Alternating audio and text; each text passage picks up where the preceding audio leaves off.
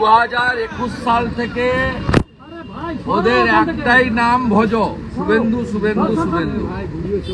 4 বার suspend করেছে, 8 মাস, আর 1 মাস নিলে 9 মাস হয়ে যাবে।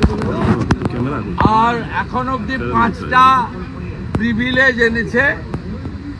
এই ধরনের নিত্যকর্ম যেমন হয়, এটা হচ্ছে একটা ওয়ান টাইপ অফ নিত্যকর্ম তৃণমূলের। আর ওদের ভিতরের বক্তব্যের ভাষা আমি শুনেছি, ওরা ভয় পেয়েছে। ওরা হিন্দু আস্থা, হিন্দু দেবদেবীর সম্মান এবং হিন্দুত্বের যে আওয়াজ, এটাকে ভয় পেয়েছে। ये डर मुझे अच्छा लग रहा है। ওরা ভিতরে যে বক্তব্যগুলো রেখেছে মমতা ব্যানার্জির কর্মচারীরা, ওরা তো পলিটিক্যাল লোক নয়। They all are servant of employees of Trinamool Congress.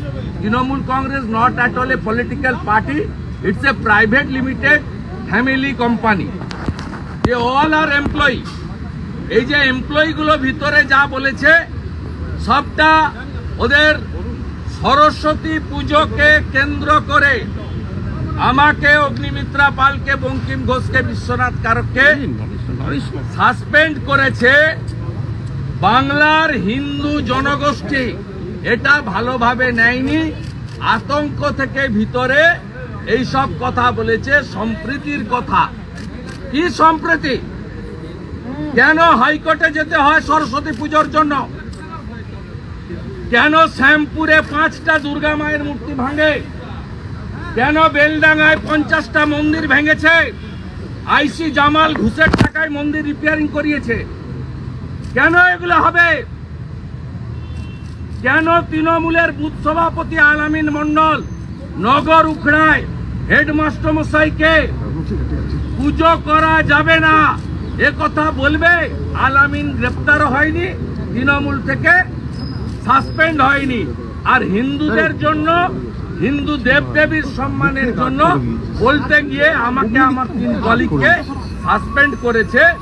আমি গর্বিত, আমি হিন্দু।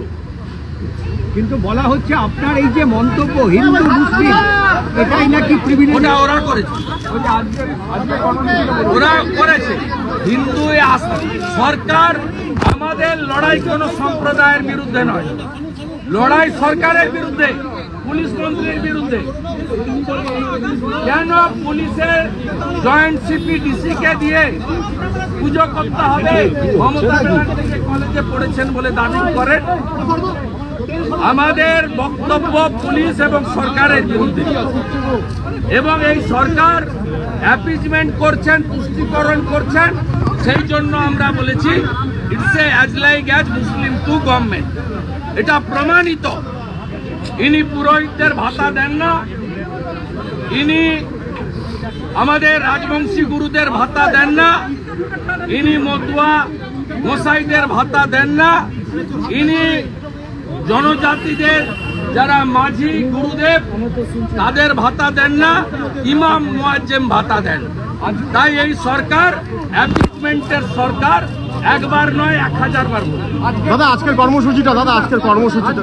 আজকে আমরা বিধানসভার সিঁড়িতে সাসপেন্ডেড এমএলএ সহ বিজেপির সব এমএলএরা আমরা ধর্ণা দেব, আমরা বক্তৃতাও করব, স্লোগানও দেব, এবং আমাদের বক্তব্য এবং কর্মসূচি কমপ্লিটলি লাইভে যাবে।